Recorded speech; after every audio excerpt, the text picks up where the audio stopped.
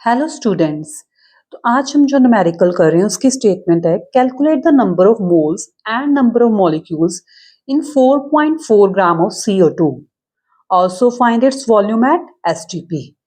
तो carbon dioxide के हमें नंबर ऑफ मोल्स निकालने हैं, नंबर ऑफ मॉलिक्यूल्स भी निकालने हैं और वॉल्यूम भी, यानी कि इस न्यूमेरिकल के 3 पार्ट्स हैं। तो सबसे पहले हम फर्स्ट पार्ट करते हैं नंबर ऑफ मोल्स। अब जैसे अगर आपने मेरी मोल कंसेप्ट की वीडियो देखी होगी तो वहां पर मैंने आपको नंबर ऑफ मोल्स निकालने के 2 मेथड बताए हैं। या तो आप यूनिटरी मेथड से कर सकते हो या फिर आप डायरेक्ट फॉर्मूला लगा सकते हो। अगर हम डायरेक्ट फॉर्मूला लगाते हैं तो हम क्या लिखेंगे, number of moles, so number of moles is equal to given mass over gram molecular mass. ठीक है, तो गिवन मास हमारे पास कितना है, क्वेश्चन में जो मास गिवन होता है that is called given mass 4.4। और ग्राम मॉलिक्यूलर मास हम निकाल सकते हैं CO2 का। ठीक है, तो इस तरफ मैं यहाँ पे निकाल रही हूँ ग्राम मॉलिक्यूलर मास। C एक एटम है C का, तो C का मास, कार्बन का मास कितना होता है 12, प्लस का साइन लगाएंगे। O का, एक O का मास कितना है 16, 2O एटम है तो 16 इंटू 2 कर दो, कितना आ गया 32। 12 प्लस 32 कितना हो गया 44। तो अब यहाँ पर मैं ग्राम मॉलिक्यूलर मास पुट कर दूंगी 44। तो ये हम पॉइंट अगर रिमूव करेंगे यहाँ पर नीचे आ जाएगा 10, 44 और 44 कट हो गया, तो हमारा आंसर क्या आ गया 1/10 which is equal to 0.1 mole. Then next है हमारे पास नंबर ऑफ मॉलिक्यूल्स। अब देखो हमें निकालना क्या है, मैंने तभी आपको कैसे समझाया था, जो वैल्यू गिवन है और जो निकालना, उन दोनों से हमारी स्टेटमेंट बनेगी। तो हमें मास गिवन है, हमें निकालना क्या है, नंबर ऑफ मॉलिक्यूल्स। अब CO2 का हमें ग्राम मॉलिक्यूलर मास पता है 44। ठीक है, तो ये जो आपका ग्राम मॉलिक्यूलर मास है 44, इसमें कितने मॉलिक्यूल्स होते हैं, तो हमने ये किया था वीडियो में भी, जो प्रीवियस वीडियो थी उसमें हमने ये चीज पढ़ी थी कि 1 मोल किसी भी सब्सटेंस का किसके इक्वल है, ग्राम मॉलिक्यूलर मास के। ठीक है, उसका मास कितना होगा, 1 mole of any substance weighs equal to its gram molecular mass. और उसमें नंबर ऑफ मॉलिक्यूल्स कितने होंगे, एवोगैड्रो नंबर जितने, 6.022 इंटू 10⁻23 मॉलिक्यूल्स होंगे। तो अब हमारे पास ग्राम मॉलिक्यूलर मास है 44, 44 में इतने मॉलिक्यूल्स हैं, तो आपको क्या निकालना है 4.4 ग्राम में कितने मॉलिक्यूल्स हैं। तो हमारी पहली स्टेटमेंट क्या बनेगी, 6.022 into 10⁻23 molecules way 44 gram. But अब देखो यहाँ पर हमें निकालना क्या है, नंबर ऑफ मॉलिक्यूल्स। तो जो चीज हमें निकालनी है यूनिटरी मेथड में, हम उसकी जब स्टेटमेंट बनाएंगे वो हमें लिखना है राइट साइड। तो इसी स्टेटमेंट को मैं रिवर्स करके लिख देती हूँ। मैं कैसे लिख दूं, 44 gram of CO2 has 6.022 into 10⁻23 molecules.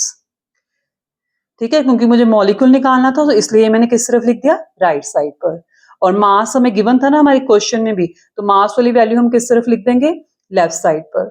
अब जो सेकंड स्टेटमेंट हमें बनानी है उसमें हम क्या लिखेंगे, 4.4 ग्राम ऑफ CO2। अगर हमारे पास इतना CO2 है तो उसमें आपके पास कितने नंबर ऑफ मॉलिक्यूल्स होंगे, तो आप क्या लिखोगे, 6.022 into 10⁻23 divided by this number 44। और जो सेकंड स्टेटमेंट हमारा नंबर होगा उसे हम मल्टीप्लिकेशन में ले जाएंगे 4.4। ये पॉइंट रिमूव करो, 10 आ गया, 44 और 44 कट हो गया, और यहां से भी आपके एक 0 कट हो जाएगी। ठीक है, तो यहाँ पे क्या बचेगा, 6.022 इंटू 10⁻22 मॉलिक्यूल्स। अब इसके बाद आ जाए थर्ड पार्ट पर। थर्ड पार्ट में हमें क्या फाइंड करना है, वॉल्यूम एट STP। तो हमें पता है कोई भी गैस अगर STP पर है तो उसका वॉल्यूम हम कितना लेते हैं, 22.4 लीटर।